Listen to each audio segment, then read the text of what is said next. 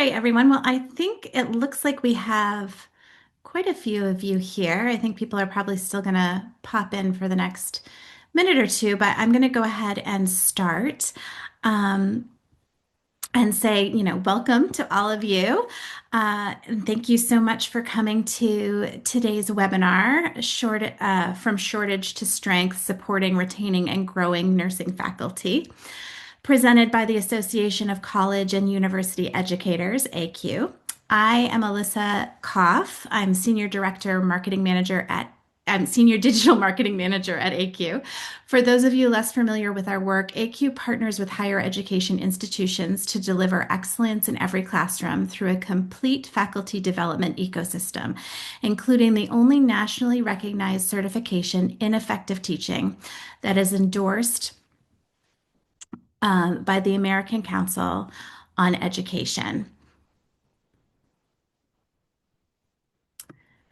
Today's webinar will explore how evidence-based teaching practices strengthen nursing programs by boosting faculty confidence, competence, and career satisfaction, helping to address the nursing faculty shortage that contributes to the broader nursing workforce crisis, while discovering how to equip nursing students to thrive in a rapidly evolving healthcare environment.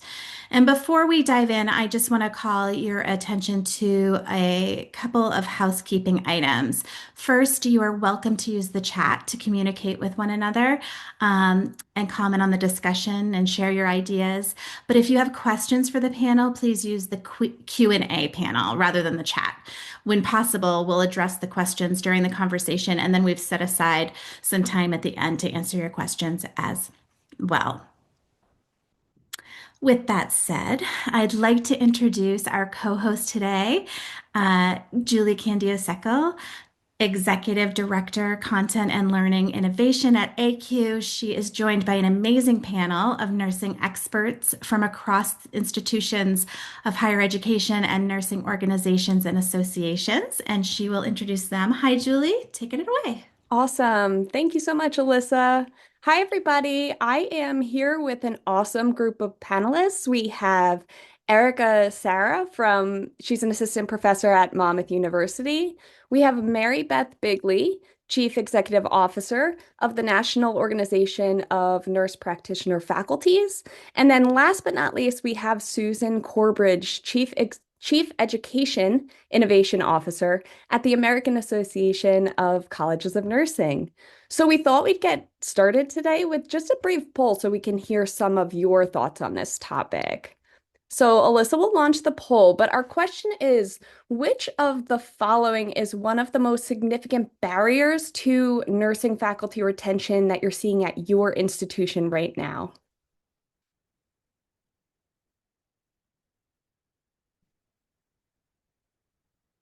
Awesome. We have the poll loading.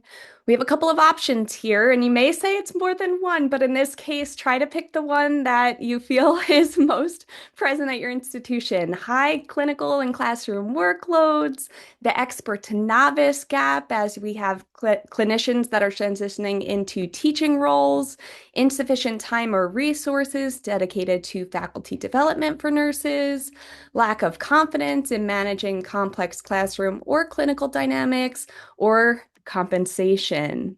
So take a brief moment to select one in our poll.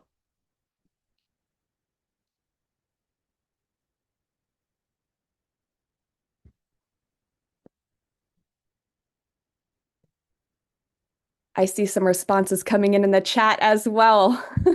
I love the engagement.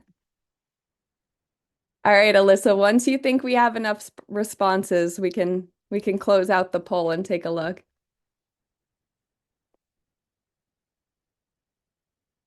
A lot of people saying compensation here. We have more than half of our respondents saying compensation, followed by the high clinical and classroom workloads, and to a lesser extent, some of the other options. So this is great. And you'll see some of these themes coming up in today's conversation. So we're just going to do some quick setting the stage here. We are all here because we're here to talk about the shortage of nursing school faculty. We're facing, restricted nursing program enrollments, and nursing workforce that is, many of them are nearing retirement. So I'd just like to ask each of you to talk a little bit about some of the factors that you see as contributing to this shortage and why is it so problematic? So, Susan, can you take this one first?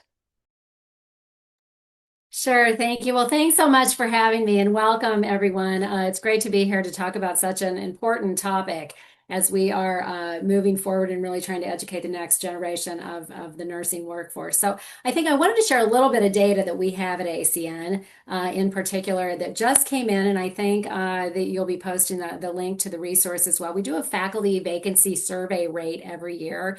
And so we had a little good news that the faculty vacancy rate at schools that offer baccalaureate and higher degrees in nursing is down this year to 7.2% from 7.9 at the last measuring a year ago with a survey. But it does still represent nearly 1,600 faculty vacancies at nursing schools nationwide. So that is definitely a problem. We also have data from our enrollment in graduations and baccalaureate and graduate programs that U.S. nursing schools turned away 80,000 qualified applicants from baccalaureate and graduate nursing in 2024. And the nursing schools that responded, most of them in the survey said it was due to faculty shortages as a top reason for not accepting qualified applicants, as well as obviously clinical sites, preceptors, all of the things that we continue to deal with in budget constraints as well. But obviously the biggest piece of why this is so problematic is because we cannot educate the next generation of nurses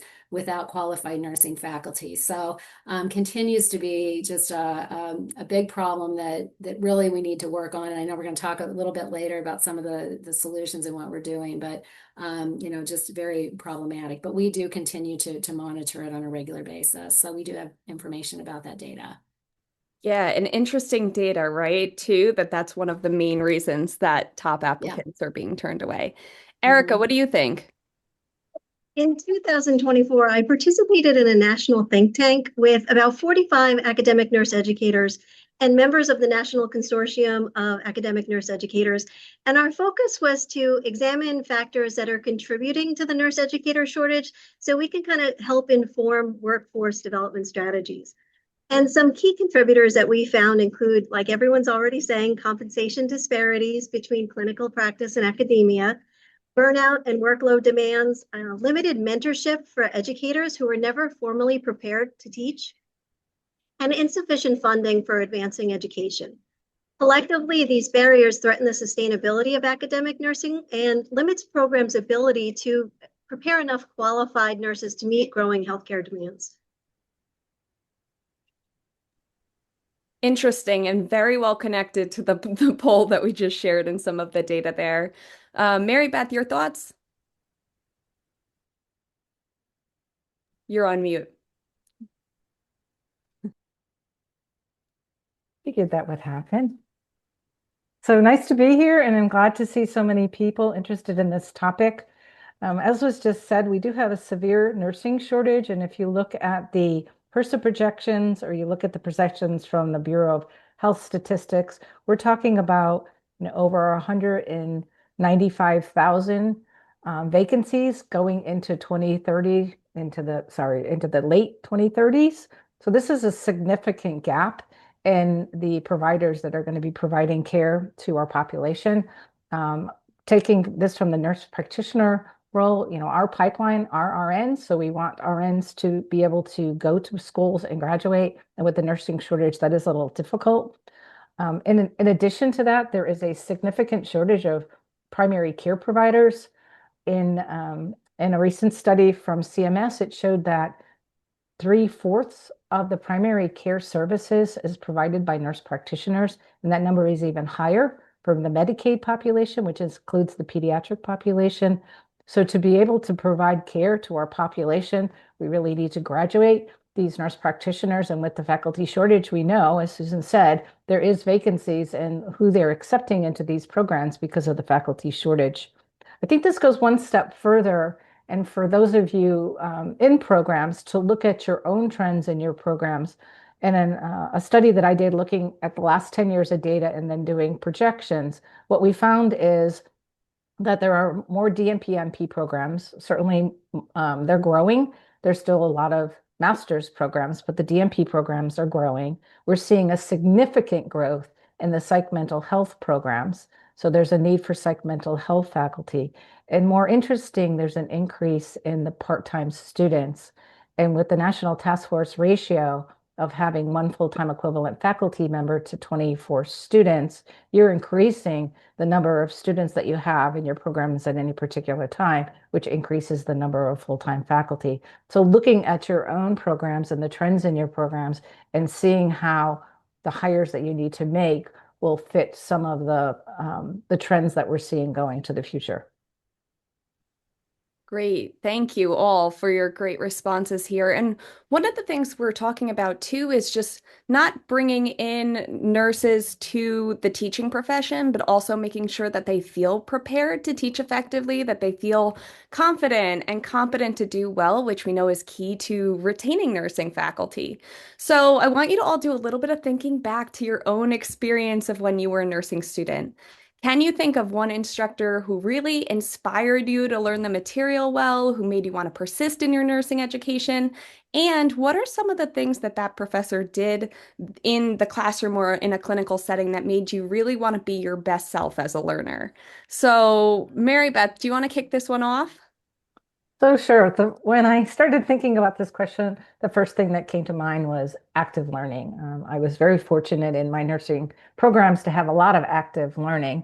And so that was the first thing that came to mind. But as I started to think more about this, and as we watch what's happening at the Olympics, I also learned a lot from my failures.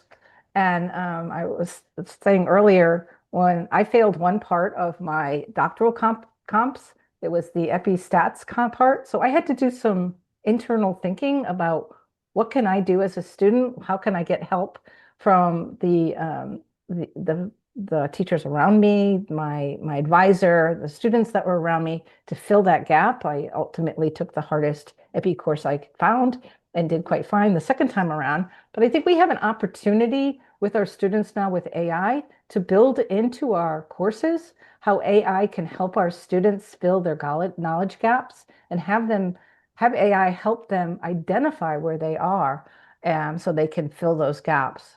I taught pathophysiology and pharmacology as a faculty member, and we had those bubble tests. And I remember the many hours after the test with the students going over why they got the question wrong. We don't have to do that anymore because we have the functions in AI to be able to build out how students can do that for themselves and be able to personalize it for themselves, I think is wonderful. So I would say, from the past, I learned a lot, but I even think going forward, we have a lot of opportunities to help students be lifetime learners and really fill the gaps so that they're perfect practitioners when they graduate. I love that. Active learning, learning from failure, and personalizing the experience to where students are at. Beautiful. Erica, what do you think? Well, one instructor who truly shaped my learning combined high expectations with genuine support. She used real clinical scenarios and active questioning to really push my critical thinking. But one key thing she did was really create a psychologically safe environment. She learned our names, she gave timely constructive feedback, and she treated our mistakes like opportunities rather than failures. So that balance of being challenged but encouraged at the same time helped me feel both capable and valued, and it motivated me to work harder. And so now it influences how I teach, where it's rigorous, student-centered, but grounded in compassion. Amazing. High expectations and high support. I love how you mentioned too, just getting to know students' names matters tremendously in making students feel, seen as people, which is awesome. And Susan, what's your story? Tell us about a Well, professor.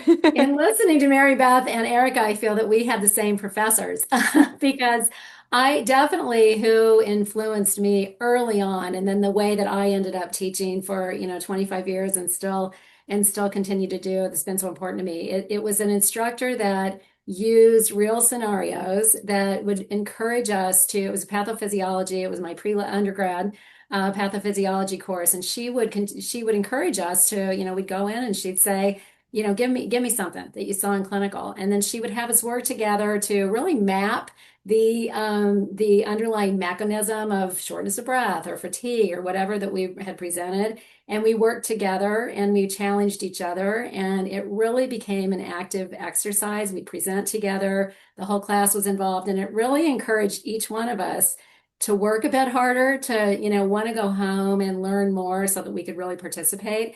And that experience made me love learning. And it made me also want to, just be that type of a faculty member as I moved on, and really became important to me. And the other thing too that Erica said, again, that I feel, gosh, should we have the same professor there, is that she also made sure that she knew a bit about each one of us. It was a very really personable relationship. And that's where trust comes in, right? With the whole, when you develop those relationships, and the key to that. And then, if students trust you and trusting the process, and they're able to participate more. The other piece too, the learner-centered piece, is really key. And, we didn't call it that then, but learning to, again, making it say, where can I learn more? Where am I really not getting it? Doing my own assessment and moving forward. And that's why now, I feel our whole move and transition to competency-based education is so important, because that's really what it is. It's learner-centered, active learning, and not, and I don't know about failing, but understanding, where your deficits are, where you need to grow yourself, and then having that support to get there, knowing what the mark is and having the support. So I feel like it's kind of come all full circle now as we move to competency-based education. Yeah, and all super important practices, I think, for students in any discipline to experience, but especially in nursing, where they require that hands-on active learning to really have the tools that they need to be successful and feel competent. Awesome. So as you start to think about the steps that institutions might take to retain their top nursing talent, including effective teaching as among those strategies, how do you think that equipping faculty with evidence-based teaching practices like the ones that you've shared really helps to retain faculty, support their ongoing development, like you mentioned before, Erica, and then also to make sure that nursing students, when they graduate, feel super confident and competent? So, Erica, tell us a little bit about your perspective here about how feeling competent and confident helps to impact kind of your day-to-day as a faculty member. Sure. Well, I believe that investing in faculty pedagogy is one of the highest return strategies. In my opinion, it does two things. It stabilizes the workforce and it improves learner outcomes. So essentially, it's both a retention and a quality improvement initiative rather than just professional development. I think when we equip faculty with evidence-based teaching practices, it can strengthen nursing programs by increasing instructor confidence, effectiveness, and ultimately job satisfaction. And we know that they're key drivers to faculty retention. At the same time, these practices can enhance student engagement, clinical judgment, and academic success.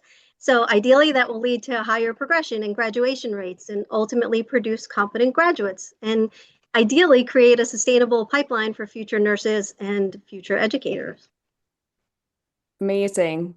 I love that. Great response. One of the highest ROI strategies. Awesome. So, Susan, what about your perspective? Like we know that AACNN has advocated for academic practice partnerships. So, how do you think that better teacher preparation kind of helps faculty to bridge the gap between the classroom and then the more complex healthcare environments that we see students entering? Yeah, absolutely. Thank you for that question. Yes, we are incredibly focused on academic practice partnerships, knowing that we need to be preparing the next generation of what's going to be happening as they walk into the clinical setting. And as things are changing so rapidly, it is imperative now that we had more than ever before that we have really strong academic practice partnerships. And we do have a great relationship and partnership with the American Organization of Nursing Leadership. We have an AACN AONL committee and just developed a playbook on academic practice partnerships. Part of that, one of the chapters is focused on competency-based education, and again, experiential learning, kind of what we were just talking about. But again, forming these faculty practice models, I think that could solve a lot of our problems problems if we really were able to form better faculty practice models and through partnerships. And so this playbook is a way that both organizations at the national level are working on that. So there is a chapter in there around competency-based education. I do believe that the piece of additional pedagogy, and again, the move to competency-based education definitely helps bridge that gap into practice. It's experiential learning, you're forming, you have lots of formative assessments, really practicing. So when you get to where you're going, there aren't any surprises. And the best way to do that is through faculty practice models and through strong academic practice partnerships. So definitely with that. Yeah, amazing. And just to follow up on that, like what impact do you think that that has on students when you say there are no surprises? What does that look like when they're in practice? Yeah, absolutely. So I'm a pulmonary nurse practitioner, and it was always in my 25 years of faculty. It was imperative to me that I continued to practice. And I remember when I became executive associate dean, the dean said to me, "I think you need to really focus right now on your administrative role, and you're going to have to leave your practice." And I was not ready to do that because I felt I was a better teacher when I was able to know what is happening in the clinical setting, that I can really help the students understand and grow. And I had better connections in the clinical setting, right, with other colleagues and preceptors. And so it really became a model that for students, and it is when you have these good faculty practice partnerships and faculty practice models and good academic practice partnerships, that students really feel that there is seamless transition. It's not, here I am in my school of nursing on the academic side, and then I'm going to go do something completely different when I go to clinical. It is really a seamless transition. So really, we feel very strongly about it. And personally, I do as well. Definitely. And that comes across in your response. That's awesome. I love talking about this, like with the no surprises for students and just thinking about that seamless transition. And then Mary Beth, how about you? What about like what does this mean for nurse practitioners? So a lot of times they may be recruited into faculty roles because of their clinical expertise, but they might feel like novices when it comes to pedagogy. So from your perspective, how does faculty training in teaching help these clinical experts feel like they are prepared and having the structure that they need to feel successful as educators? You're absolutely right. Many nurse practitioner faculty are recruited from their clinical sites. Many of them are the preceptors that the faculty know, and they get them involved in teaching part-time and then kind of recruit them full-time. We do hear of a lot of people moving from practice right into like program directors roles. I wouldn't advise that because I think that's a huge jump. Erica, as she explained, what's needed to really prepare an individual to be an academic educator, I think is essential. The role of a nurse practitioner or an RN for that matter is where you go to school for that. So there are definitely a different set of skills that need to be learned and you need to have mentors for that throughout. We have a great opportunity right now as professional nursing has moved to competency-based education. There is a lot of pedagogy and sort of how you learn. Competency-based education is not just new to new faculty coming in, but it's new to many faculty. It really gets back to the basics of curricular development, how you assess. So understanding Miller's pyramid, that you want students to be able to do something at the highest level, to be able to look at backwards design and say, I'm designing this course with the outcome of, and let's work backwards and figure out what the content is and what the objectives are and how you're going to assess it to meet what competency. So even though, that's actually philosophically teaching that from way back when, because I think I was very fortunate to be able to go and get my education post-master's degree. But I think it got lost in the translation when we grew so quickly that we forgot to educate our nurse practitioners to be educators. So all of that is important. And I think we're at the right time right now to do that with competency-based education. But it's not just that. I mean, they have to learn how to mentor students. They have to learn how to mentor other faculty. They have to know And especially if they're leading, teams of faculty teaching courses, like what's the administrative roles? Like what is grading and what happens if there's a student complaint? Like all of that is new. You don't learn that in nurse practitioner school or for that matter in RN school if you're going to be an educator. And then of course, if you're going to stay in academia, you're going to have to do some scholarship. You're going to have to do some service. Where are those opportunities? Who are your mentors for that? How are you going to do that when you have a full-time teaching load? And for those on the phone that have full-time teaching load, you know what it's like. It's almost like an extra job. But if you're going to stay in academia and move up the ranks so that your salary gets better, which is the biggest problem with being faculty members, you have to do these things. So this is, when you bring faculty in from clinical sites, there has to be a conscious effort to develop them either internally with the resources you have in your academic institution, with your other senior faculty that can mentor, or with ACUE programs, with NOP programs, with NLM programs, anybody that has nursing geared education programs, because there's several out there. So thank you.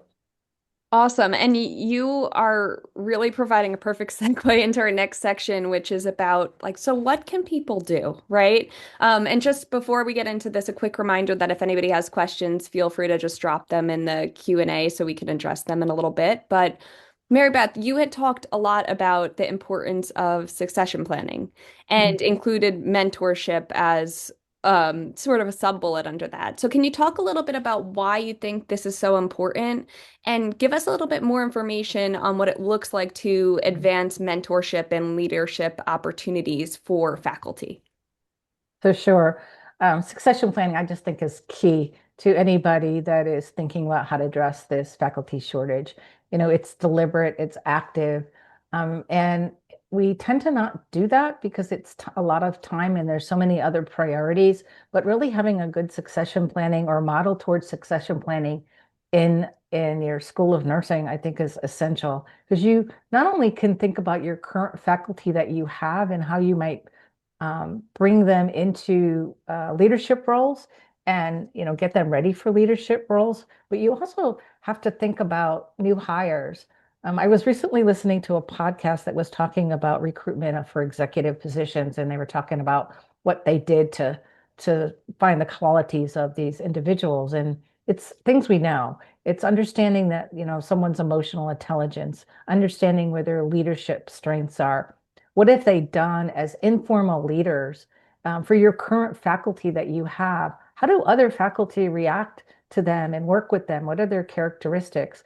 Do the students always come by and say, oh, this is the best faculty person I had, or come by and say, they never listened to me? I think that the strengths of your faculty and you can, figure out who they are, give them opportunities. Give them opportunities to start new programs, either ideas they have or ideas that you have within your, departments. Bring them into to shadow senior leaders so they understand what happens on the administrative side of things, which is very different than if you're just a faculty member coordinating faculty at the course level. I think that, again, not everybody is set up to be into the leadership roles, but to be able to pick out those characteristics and guide them.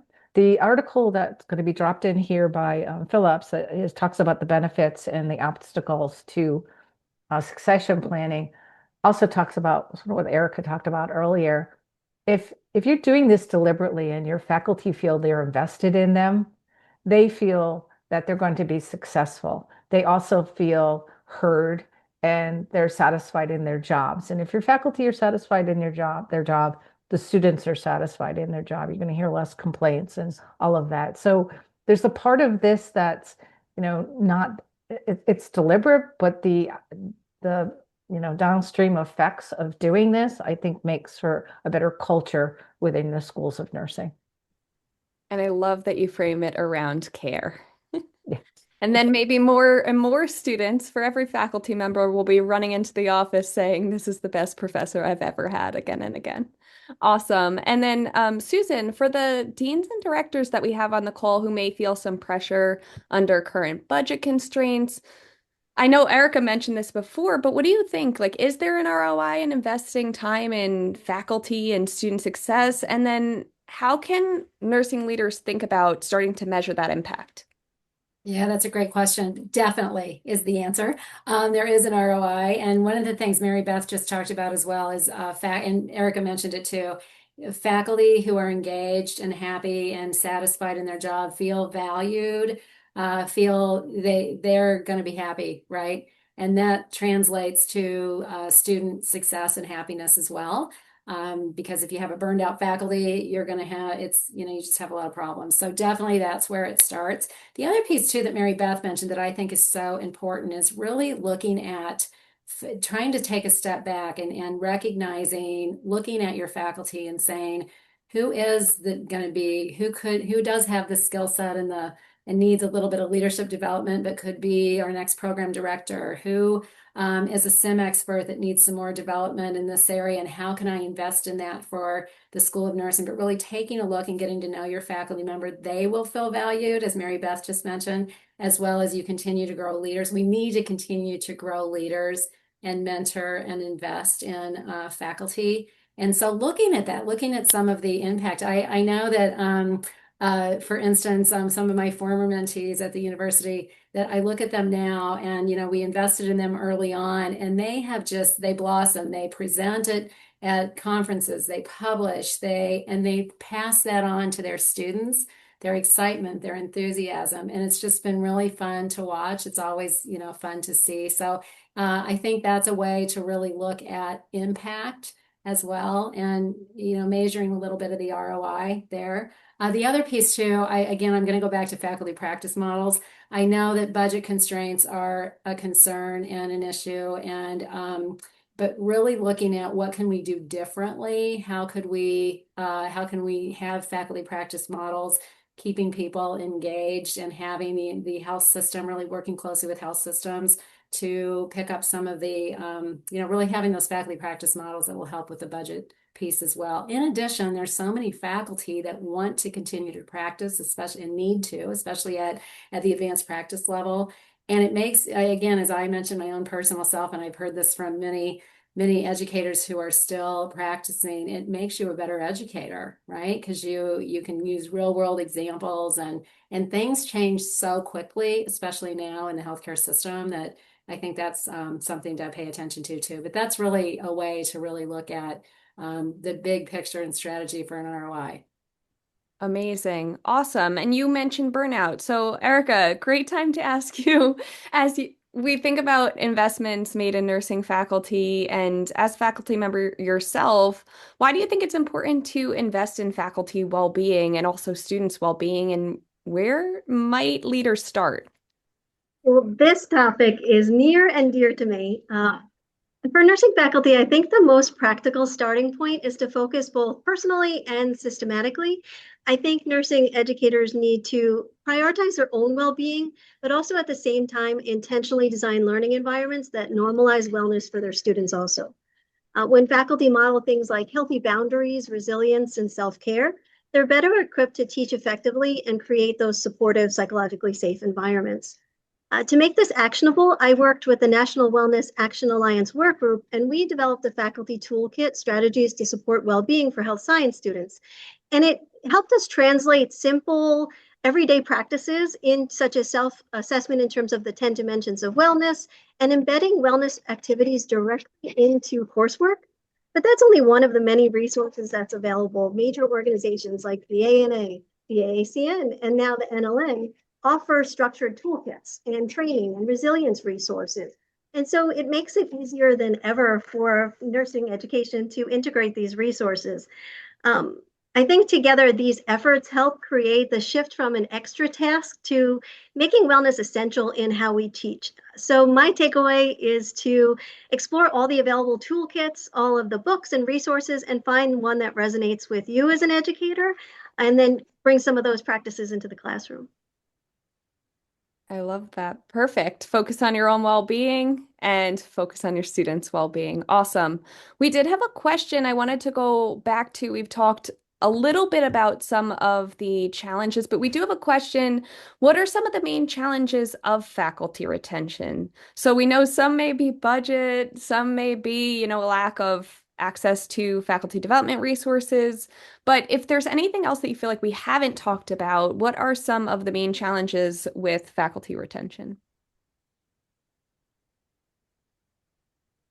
Again, I Well, think that, oh, sorry, go go ahead, on, Mary go on, Beth. Susan. I see someone writing salary in big letters in the chat. We hear you. Go ahead, Susan. I was going to mention that actually, and I was telling Mary Beth a story the other day about my challenges when I first became a brand new faculty member, and I was a nurse practitioner, became a brand new faculty member again. This is many, many years ago, and I had three young children at the time, and so in order, my husband said, I said, it's going to cost me to work. It's going to cost me to work, and his response, it was always ever the supportive husband, but he was really right. And I'm so glad I listened to him. He said, you know what? This is an investment in your professional life and you're moving your profession forward. And I was able to continue to move my profession forward. I had three young kids and needed daycare for them, and you know, the dry cleaning, the commuting, the whole piece that goes with that.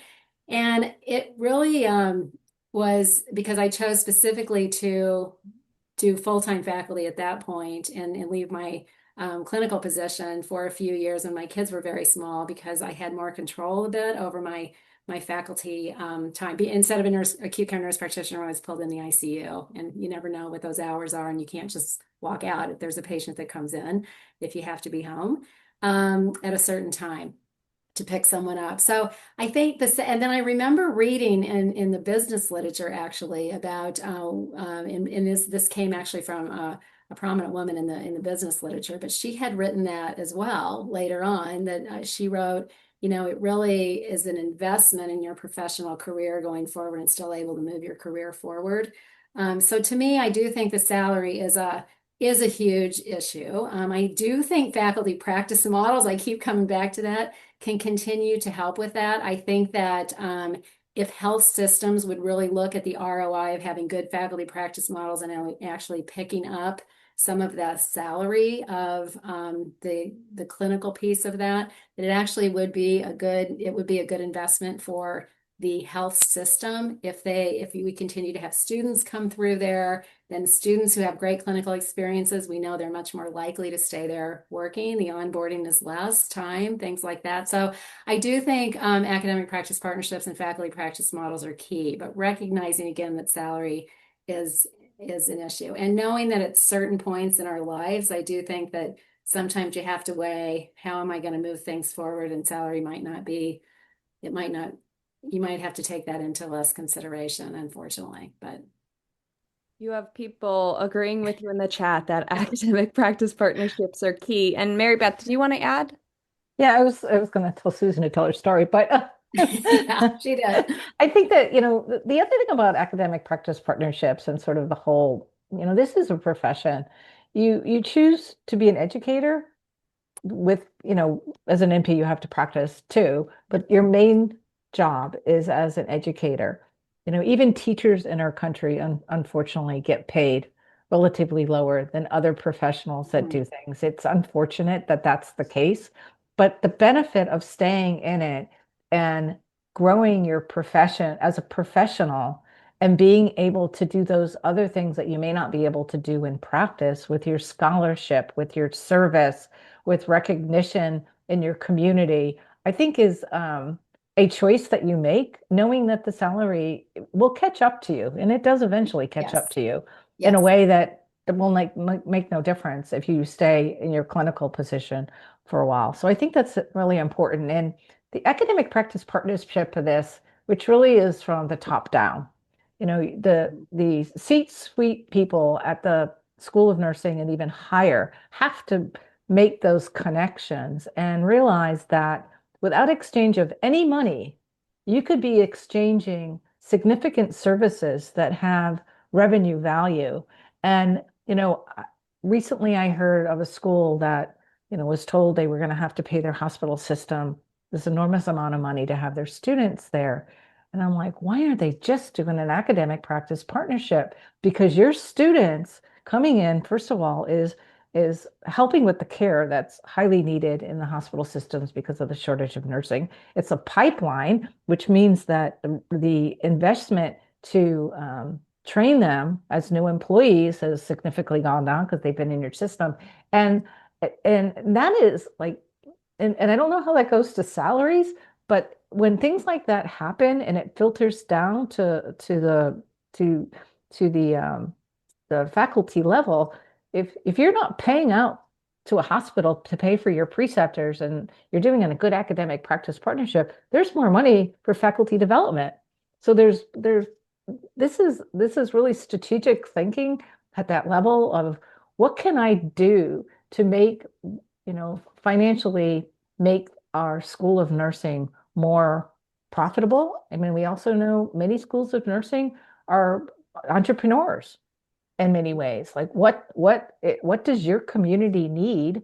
What does your hospital system need that you can offer and sell? And at the end of the day, it trickles down to the faculty. Your salary might not go up, but you might have more money for development. You might have more money for travel to conferences to be able to present. So I think there's strategic thinking of this, and I know the salaries are horrible. I hear it every single day.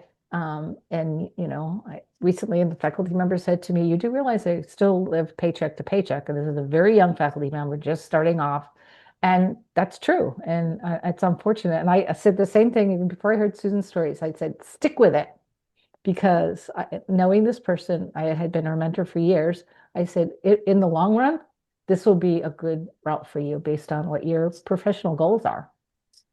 So that's a tough one. I mean, we can't just flip a switch and get paid the same as our faculty, our practice colleagues, but I think there's different benefits. And one of the things you mentioned that's related to one of the questions we had submitted here is just faculty development. So one of the questions we got is, in terms of disseminating information around faculty development or say mentorship programs, is the faculty handbook the place for that? Is there another platform that should be leveraged to communicate this information to faculty? How can leaders communicate all of these various things we're talking about today in the best way to faculty? Well, I think for faculty could take it upon themselves when they have their annual reviews to ask for what they want.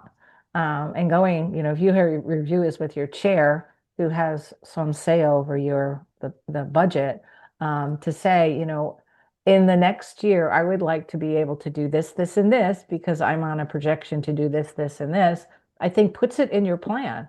So I don't know if there's this particular place to go other than to ask the person that's probably your immediate supervisor when you have your annual reviews and you're putting down your goals.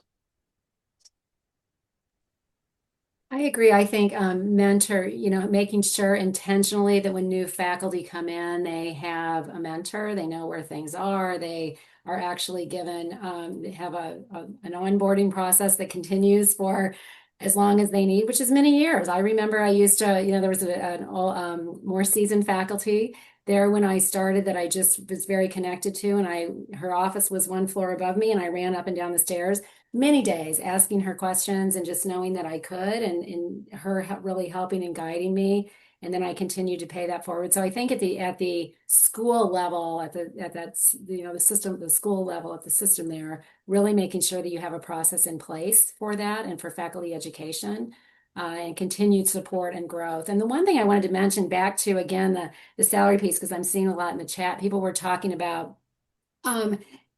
does their institution offer reimbursement for or payment for school? And again, my story I told about my salary, but I was able to get my my PhD paid for because I was full-time faculty, and so I was able to do that. And if you look at that cost as well, what that would have cost me had I not been there. So thinking about those types of things as well. So whoever, I know a couple people put that in there, that's a good way to think about that too for institutions that do that.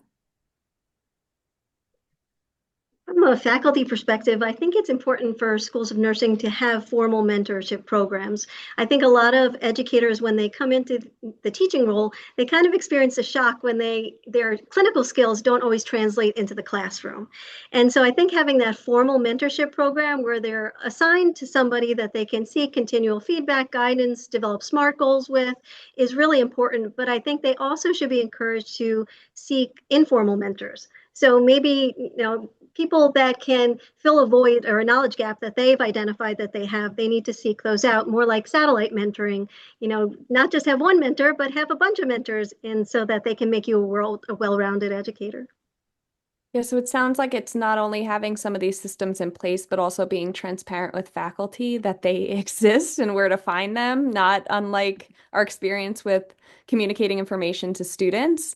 And one of the other questions we have here too that's interesting is we were talking a lot about faculty workload. That was one of the higher poll numbers that is a stressor for faculty and for leaders. So one of the questions we have, and I'll kick this to you, Susan, first. You were talking about competency-based education. So can you reflect on the use of CBE in nursing programs in terms of the faculty workload?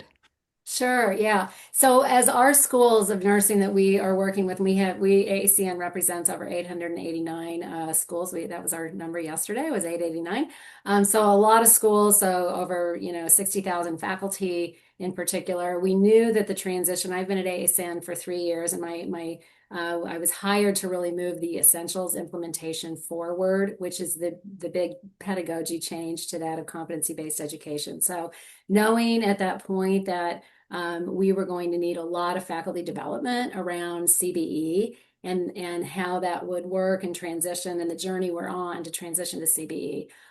We have done a lot of workshops with faculty. We actually, as the more we work with faculty and the more faculty are working together across the faculty to revise their curriculum, it really, while any curricular transition is going to have workload with it, and your curriculum should be living. It should be something that you're constantly looking at and evaluating. But when you are making a CBE, or pedagogical change, you're going to have a higher workload, right? It just is, because you're making a bigger change. But as the faculty are working together as a faculty to really look at the full curriculum and not just individual course, because true CBE really starts at backward design at the program level, right? Well, it takes all the faculty to do that. And so that's been one way, as faculty are coming to faculty development workshops together, working together as full faculty. That's actually been very helpful. We hear from schools for workload in particular, but I hope that's helpful, that answer.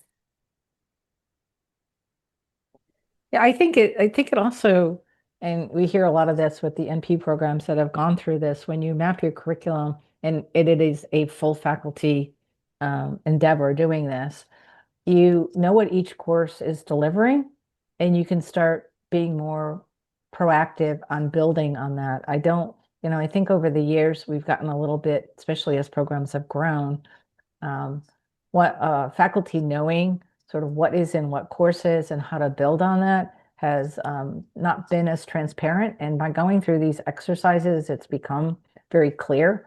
So it helps. And they also get ideas from each other on different assessment activities that could be embedded into their courses. And they now have new colleagues to go to say, heard you talk about this assessment activity, how can I put that in my course? So what would that look like? I think it also creates that camaraderie and that culture where you're working together and not in silos in classes. I have, we did a whole special conference on this, and I happened to be in the early phase group, and it was so much fun just watching everybody and listening to everybody talk about this. And they could see how, from a pedagogy standpoint, the outcome of the preparation of the student at graduation could be enhanced so much using this model. It's not death by PowerPoints anymore. It's much different. And if you can get into the mindset of how to do these really fun activities with students, the students are enjoying it. You get to enjoy it a little bit more. The reactions are better. and you can learn from each other. So it's a lot of work, as Susan said. I mean, I think of one school that brought literally all the faculty together last summer to do this, and they were talking like 50 hours by the time it was done. But then you talk to them and they're like so excited about it because it really did transform. And the faculty that didn't get good pedagogy now understand Yes. how to do it. And to me, understanding Miller's pyramid and backwards design and doing this for the student is just critical for student success. Yeah, and if I could just piggyback off one thing that we are seeing too at the national level, it is just a joy to watch faculty who, because backward design is not new, right? Curricular development is not new, but this has given, this move to CBE has given faculty the opportunity to come together to work on the curriculum as a whole. And it's like these light bulbs are going off and they're like, this is great. This makes so much sense. Our full curriculum makes so much sense instead of, well, this is my course, right?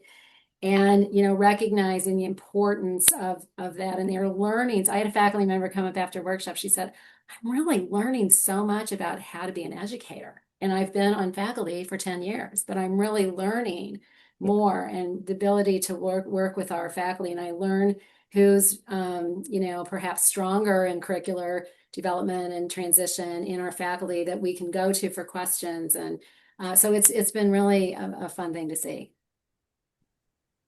Building off what Mary Beth and Susan had said, I feel like when educators feel competent and confident in the classroom, teaching shifts from reactional to intentional. And so instead of maybe managing problems as they arise, they're now looking ahead and proactively looking for strategies and ways that they can support learning. And ultimately, that's going to lower the educator's stress and strengthen their own self-efficacy and maybe increase job satisfaction. And the whole reason we're talking today is about faculty retention. And so by doing that, ideally, will affect faculty retention. Having confidence through these strategies really allows educators to spend less energy getting through class and more time doing things like mentoring, connecting, and facilitating meaningful learning through activities that facilitate CBE. I love that you're not shying away from the fact that this is hard work, right? Like faculty can expect to spend some time, departments are spending some time.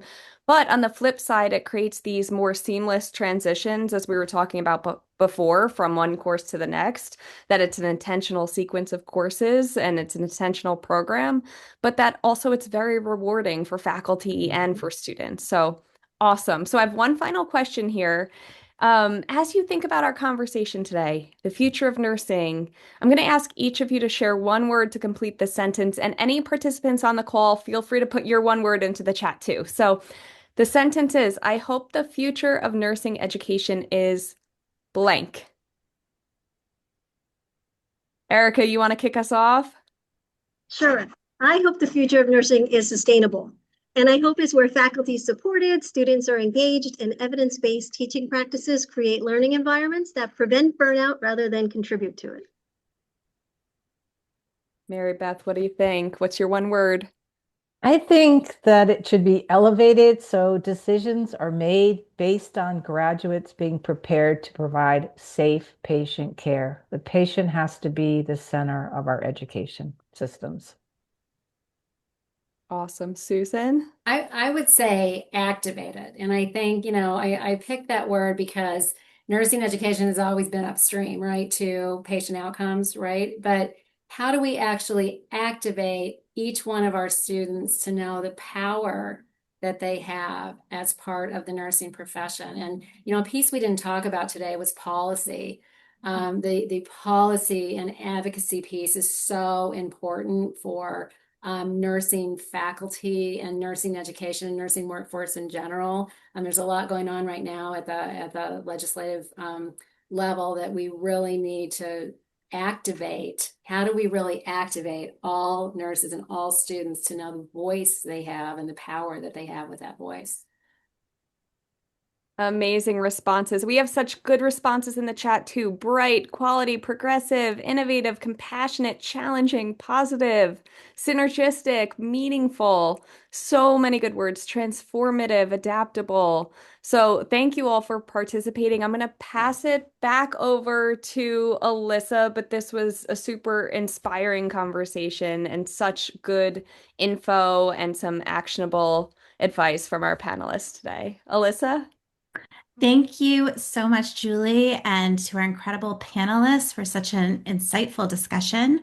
If you'd like to learn more about ACUE and how we support nursing programs, visit acue.org/nursing-pathway. There you'll find details about ACUE's nursing pathway and effective teaching certification, which is designed exclusively for nursing instructors teaching at undergraduate and graduate levels. This specialized program ensures faculty have the tools to guide students as they develop the critical thinking and professional competencies needed with AACN essentials to drive success and prepare for a thriving nursing career. To learn more about all of ACUE's offerings, just visit acue.org or reach out to partnerships@acue.org. On that note, thank you all so much for joining us today and for the important work you do to support higher education and our nursing community. We hope to see you next time. Thanks, everyone. Thank you for having us. Thank you for having us.